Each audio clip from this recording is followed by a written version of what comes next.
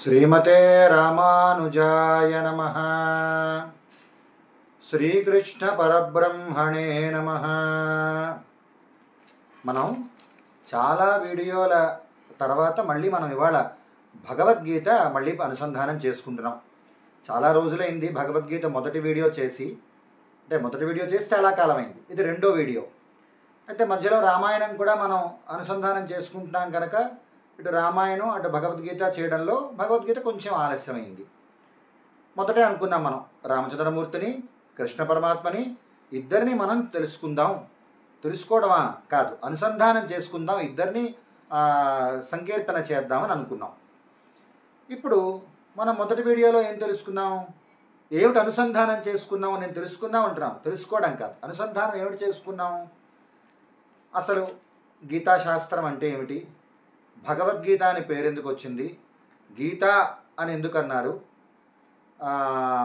తర్వాత ఏమో కృష్ణ పరమాత్మ ఈ భూమండలం మీద అవతరించి ఎన్నాళ్ళైన భూమండలం మీద వేయించేసి ఉన్నాడు, జీవించి ఉన్నాడు, సుమారుగా భగవద్గీత అవతరించి ఎన్ని వేల సంవత్సరాలు అయింది అని సుమారుగా అన్ని వివరాలు మనం చెప్పుకుందాం.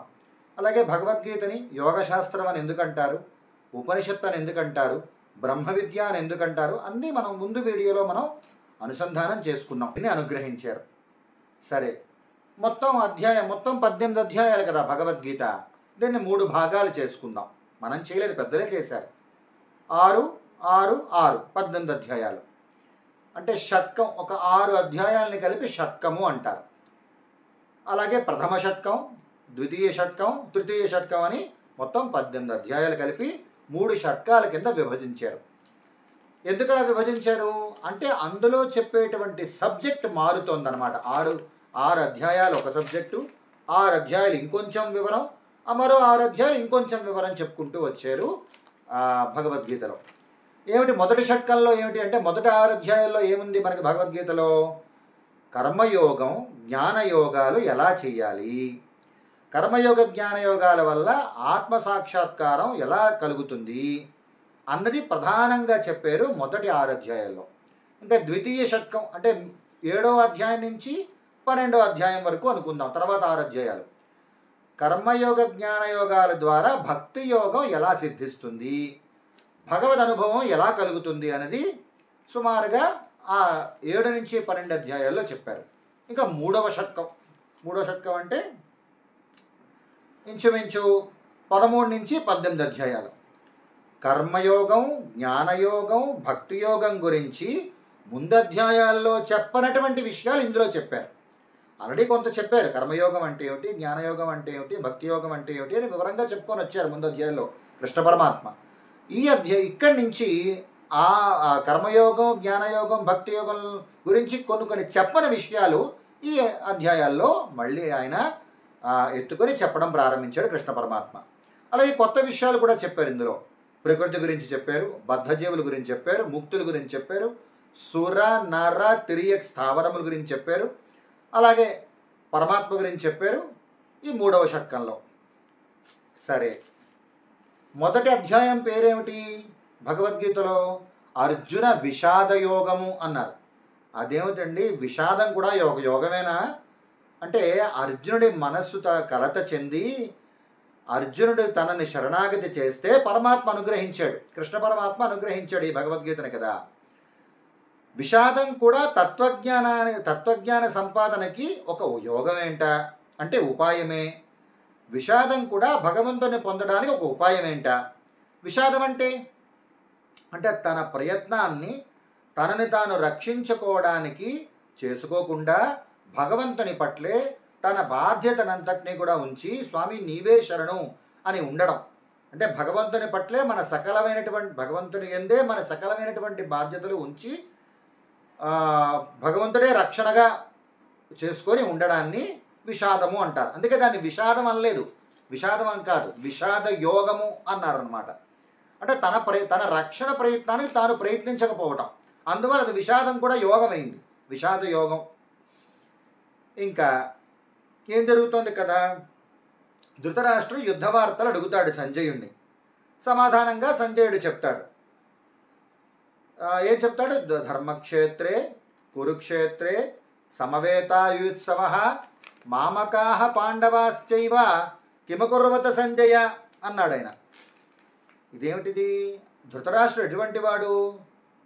ధృతరాష్ట్రుడు తల్లి వ్యాసుల వారితో కలిసి ఉన్న సమయంలో ఆవిడ వ్యాసుల వారి వికృతమైనటువంటి రూపాన్ని చూసి భయపడిపోయి గట్టిగా కళ్ళు మూసేసుకుందిట. అలా గట్టిగా కళ్ళు మూసేసుకోవడం వల్ల ధృతరాష్ట్రుడు పుట్టుగుడ్డివాడిగా పుట్టేట. ఆయన పోనీ బాహ్యంగా ఆయనకి చూపు లేదు, కళ్ళు లేవు, దృష్టి లేదు, కనిపించదు. పోనీ వివేకం అనే జ్ఞానం ఉందా ధృతరాష్ట్రుడికి అంటే? వివేకం అనే జ్ఞానం అంటే శ్లోకం చెప్తారు పెద్దలు. కామం కర్ణాంత విశ్రాంతే విశాలే తస్య లోచనే చక్షుష్మత్తాత్తు శాస్త్రేణ సూక్ష్మకార్యార్థదర్శిన. పెద్ద పెద్ద కన్నులు కలవాళ్ళు చూడండి, పెద్దలు అంటుంటారు చెంపకి 4 కన్నులు ఉన్నాయ్యా అంటూ ఉంటారు.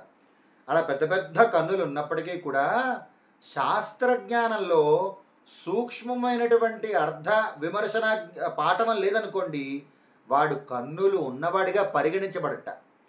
ఎవరికైతే సూక్ష్మార్థ శాస్త్ర జ్ఞానం ఉంటుందో, సూక్ష్మార్థ విమర్శన జ్ఞానం ఉంటుందో శాస్త్రజ్ఞానం విషయంలో, వారే కన్నులు ఉన్నవారిగా లెక్కట. ఎందుకు చెప్పారు ఈ సందర్భం? ఎందుకు అసలు చెప్పారు ఇక్కడ? ధృతరాష్ట్రుడి గురించి చెప్తున్నారు. ధృతరాష్ట్రుడికి బాహ్యంగా దృష్టి లేదు, ఆంతరంగా పోని వివేకం అనే దృష్టి ఉందా, వివేకం అనే చూపు ఉందా, అది కూడా లేదుట. ఏమని అడగాలి ధృతరాష్ట్రుడు? శ్లోకం మళ్ళీ చూద్దాం. ధర్మక్షేత్రే కురుక్షేత్రే సమవేతాయుత్సవ మామకాహ పాండవాశ్చైవ కిమకుర్వత అన్నాడు.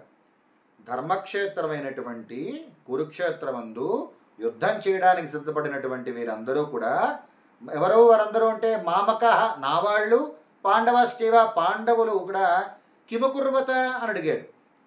ఏం చేశారు అని అడిగారు. అదేమిటిది? అలా అడగడం ఏమిటి? కథమకుర్వత అనాలి. ఎలా చేశారు యుద్ధాన్ని అని అడగాలి. యుద్ధం కోసం అక్కడ కురుక్షేత్రంలో ఇరుసేనలు వచ్చేయి, యుద్ధానికి సిద్ధపడుతున్నారు ధృతరాష్ట్రుడికి తెలుసు. సంజయుడు చెప్తున్నాడు వివరం, సంజయుడు చెప్పబోతాడు వివరం. వీళ్ళిద్దరు యుద్ధానికి సిద్ధపడ్డారని ఆయనకు తెలుసు. తెలుసుండి కూడా కిమకుర్వత అన్నారు. అదే కిమకుర్వత అనడం ఏమిటి? ఎలా ఏమిటి చేశారు అనడం ఏమిటి? అంటే ఏదైనా కారణం చేత ధర్మరాజు, ఆయన ధర్మమూర్తి కదా, ధర్మరాజు అది ధర్మక్షేత్రం కనుక యుద్ధం మానేసాడేమో, తన వాళ్ళు క్షేమంగా ఉన్నారేమో, లేకపోతే దుర్యోధనుడు కానీ గెలిచేసాడేమో అనేటువంటి దురభిమానంతో అడిగేట. అంతేనా? మామకాహ పాండవాశ్చైవ నా వాళ్ళు పాండవులోని విడతీశాడు ఆయన ధృతరాష్ట్రుడు. యాక్చువల్గా చెప్పాలంటే ధృతరాష్ట్రుడి పూర్వీకులు కురుమహారాజు. ఆ కురుమహారాజు వంశంలో వారే ధృతరాష్ట్రుడు, పాండురాజు కూడాను. పాండురాజు పుత్రులు పాండవులోని మనం వ్యవహరిస్తూ ఉంటారు. కానీ ఒక రకంగా చూస్తే కురువంశంలోటువంటి వారే పాండవులు కూడా కాబట్టి వారిని కూడా కౌరవులు అనొచ్చు. ధృతరాష్ట్రుడు అలా తీసుకున్నాడా? ధృతరాష్ట్రుడు తమ్ముడే కదా పాండురాజు, పాండురాజు కుమారులే ధర్మరాజాదులు. అయినప్పటికీ కూడా వాళ్ళు కురువంశంలో వాళ్ళే అయినప్పటికీ కూడా ఈయన ఏం చేశాడు? మామకాహ పాండవాశ్చైవ నా వాళ్ళు పాండవులు అని వేరు చేశాడు. అంటే దేహాత్మాభిమానం కనిపిస్తోంది ధృతరాష్ట్రుడిలో మనకి. ఏమిటా దేహాత్మాభిమానం? ధృతరాష్ట్రుడు కదా ఆయన పేరు కదా, ధృతరాష్ట్రుడు అంటే తనది కాని దాని యందు తనది అనే భావన కలిగినటువంటి వాడు ధృతరాష్ట్రుడు. ఇంకా నా వారు వేరు పాండవులు వేరు అన్నాడు కదా. ఇక్కడ ఒక విషయం పెద్దలు చెప్తారు, చాలా అద్భుతమైన విషయం చెప్తారు. ఎవరైనా సజ్జనుడు వీళ్ళు నావాళ్ళు అంటే పరిస్థితి ఏమిటి, ఎవరైనా దుర్జనుడు వీళ్ళు నావారు అంటే పరిస్థితి ఏమిటో అని చెప్తారు. దానికి ఒక శ్లోకం పెద్దలు అద్భుతంగా చెప్తారు. పశుర్మనుష్య పక్షీవా ఏ చ వైష్ణవ సంశ్రితాః తేనైవ తే ప్రయాస్యంతి తద్విష్ణోః పరమం పదం యద్వా భాగవతాభిమానవసతి అని భగవద్రామాంజుల వారు అనుగ్రహిస్తారు. ఎవరైనా సరే పరమ భాగవతోత్తముడు, పరమ భక్తుడు, వైష్ణవాగ్రేసురుడు వీళ్ళు నావాళ్ళు, వీడు నావాడు అని అంటే చాలుట మనకి పరమాత్మ అనుగ్రహం మన మీద సంపూర్ణంగా ఉంటుంది. పరమాత్మ మనని స్వీకరిస్తాడు, అందులో సందేహమే లేదు.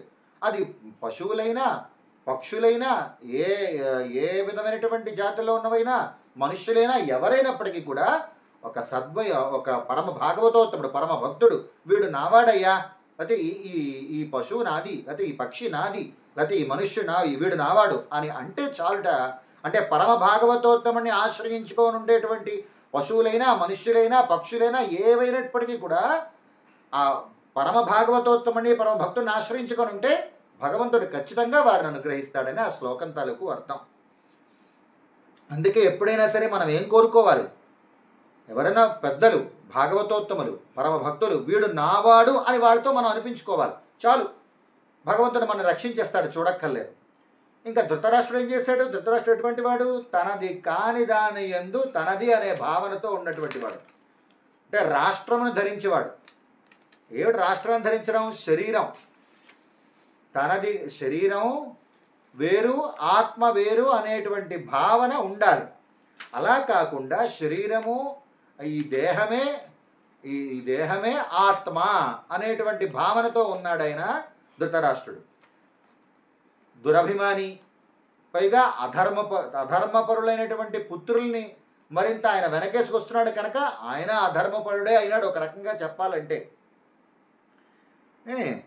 ఇంకెక్కడో విషయం చూడాలి. నావారు అని ధృతరాష్ట్రుడు అన్నాడు, మామకాహ అన్నాడు. ఏమయ్యారు వాళ్ళందరూ? నశించిపోయారు. కృష్ణ పరమాత్మ పాండవుల్ని మమ ప్రాణాహి పాండవ అన్నాడు పరమాత్మ. పాండవులు నా ప్రాణాలు అన్నారు, వాళ్ళందరూ రక్షించబడ్డారు. అందుకే మనం ఎవరైనా పెద్దలు వీడు నావాడయ్యా అని అనిపించుకోగలగాలి మనం పరమ భక్తుల చేత. అలా అనాలి, మనం కోరుకోవాలి. ధృతరాష్ట్రుడు ఎటువంటి వాడు అనుకున్నాం? దేహం కన్నా లోపల ఉండేటువంటి ఆత్మ వేరు అని తెలుసుకోవాలి. అలా ఆయన తెలుసుకోలేదు, రెండు ఒకటే అనుకున్నాడు. ఇప్పుడు మనం కూడా ధృతరాష్ట్రులను అవ్వకూడదుట. ఎలా ఉండాలి మనం? ఈ ఆత్మ వేరు, ఈ నేను వేరు, ఈ దేహం వేరు. కానీ మనం అలా చెప్తామా? నేను నల్లగా ఉన్నానో, నేను తెల్లగా ఉన్నానో, నేను పొడుగ్గా ఉన్నానో, నేను పొట్టిగా ఉన్నానో, నేను వస్తున్నానో, నేను వెళ్తున్నాను అంటాం. నేను వేరు, శరీరం వేరు. యాక్చువల్గా ఏం చెప్పాలి మనం? నా శరీరం నల్లగా ఉంది, నా శరీరం పొడుగ్గా ఉంది, నా శరీరం తెల్లగా ఉంది, నా శరీరం పొట్టిగా ఉంది అని చెప్పాలి. అంటే దేహము వేరు ఆత్మ వేరు అని తెలుసుకొని ఉండాలి మనం. ఆయనకు ఆ ఇది లేదు ధృతరాష్ట్రుడికి.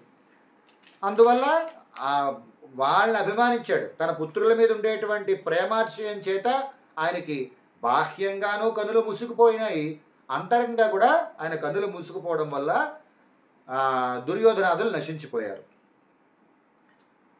ఇంకా ధృతరాష్ట్రుడు అంటే ఎవరో తెలుసుకున్నాం మనం. ఇక్కడ ప్రశ్న ఎవరు? ధృతరాష్ట్రుడు ప్రశ్న వేశాడు, సంజయుడు సమాధానం చెప్పబోతాడు. సంజయ్ ఉవాచ అని వస్తుంది. సంజయుడు అంటే సంజయుడు ఇంద్రియ విషయమైన జయము కలిగినటువంటి వాడు, ఇంద్రియాలు నిగ్రహించుకున్నటువంటి వాడు. కేవలం శాస్త్రజ్ఞానం ఉంటే సరిపోదుట, దానికి భక్తి సహకారం ఉండాలి. భక్తి ఉన్నప్పుడే శాస్త్రజ్ఞానానికి విలువ. కేవల శాస్త్రజ్ఞానం ఉందనుకోండి, భక్తి లేదనుకోండి, అది పెద్దగా రాణించదు. శాస్త్రజ్ఞానం ఉన్నప్పటికీ కూడా భక్తి సహకారం ఉండాలి. మరి ఈయనటువంటి వారు సంజయుడు భక్తి సహకృత జ్ఞానం ఉంది, ఆయనకి శాస్త్రజ్ఞానం ఉంది. అటువంటి సంజయుడు ధృతరాష్ట్రుడికి చెప్పబోతాడు. ఈయన ఏమడిగాడు?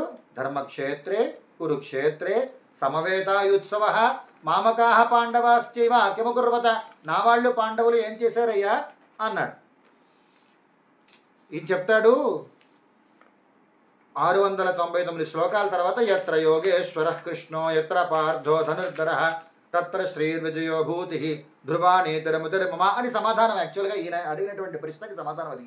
కానీ దానికి చెప్పే ముందు బోల్డ్ అన్ని 100 శ్లోకాలు చెప్పుకొని కృష్ణ పరమాత్మ ఈ విధంగా అనుగ్రహించాడని చెప్పి చివరిలో యత్ర యోగేశ్వర కృష్ణ అన్న శ్లోకం అనుగ్రహిస్తాడు సంజయుడు.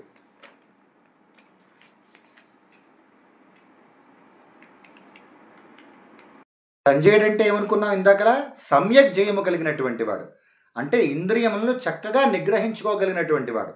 అటువంటి వానికే భగవద్ అనుగ్రహ యోగ్యత ఉంటుంది. భగవతత్వ విషయాలు అవగతం అవుతాయి, మళ్ళీ తిరిగి ప్రవచించగలరు కూడాను వారు. అందువల్ల సంజయుడు సమ్యక్ జయము కలవాడు. గ్రంథం ఎలా ప్రారంభమవుతోంది? ధృతరాష్ట్ర ఉవాచ అని ప్రారంభమవుతోంది. అబ్బే, అది మనం స్వీకరించకూడదు. ధర్మక్షేత్రే అంటే ధర్మ అనేటువంటి మంగళకరమైనటువంటి శబ్దంతో ప్రారంభమవుతోంది భగవద్గీత గ్రంథం. అదేమిటంటే ధృతరాష్ట్ర ఉవాచ ఉంది కదా అంటారేమో. త్యాజ్యము ఉపాదేయము అని రెండు. త్యాజ్యం అంటే విడువదగినది, ఉపాదేయం అంటే స్వీకరించదగినది. ధృతరాష్ట్రుడు త్యాజ్యమే కదా, ఆయనకి దేహాత్మాభిమానం ఎక్కువ. అంటే రాష్ట్రమును ధరించినటువంటి వాడు ఇందాలనుకున్నాం మనం. అంటే తనది కాని దాని ఎందు తనది అనే భావనతో ఉండడం అంతే కదా. దేహాత్మాభిమానం పనికిరాదు. ఆయనకి విపరీతమైనటువంటి దేహాత్మాభిమానం. వాడు పుత్రప్రేమ. పోనా పుత్రులు మంచివారా అంటే అధర్మపరులు. అధర్మపరులైనటువంటి పుత్రులను ఆయన ప్రేమిస్తున్నాడు. మరి బాహ్యంగాను ఆంతరంగాను కూడా ఆయన అంధుడేను. అందువల్ల దేహాత్మాభిమానం తొలగిన నాడే మనకి ఆధ్యాత్మిక ప్రగతి ప్రారంభం అవుతుంది. దేహాత్మాభిమానం ఉండకూడదు. ఇంకా త్యాజ్యం ఉపాదేయం కదా. అందువల్ల ధృతరాష్ట్ర ఉవాచ అనేది త్యాజ్యంగా తీసుకుంటే, ధర్మక్షేత్రే అనేది ఉపాదేయం, అక్కడి నుంచి స్వీకరించదగినది అనమాట.